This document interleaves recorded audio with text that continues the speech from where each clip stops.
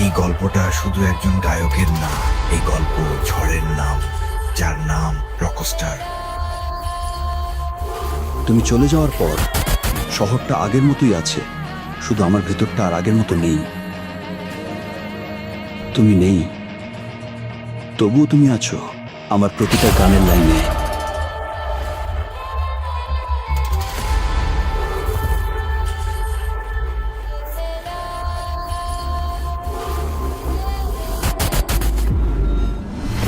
এই গল্প একটা প্রেমের, যেটা শেষ হয় না, শুধু ধীরে ধীরে গান হয়ে যায়।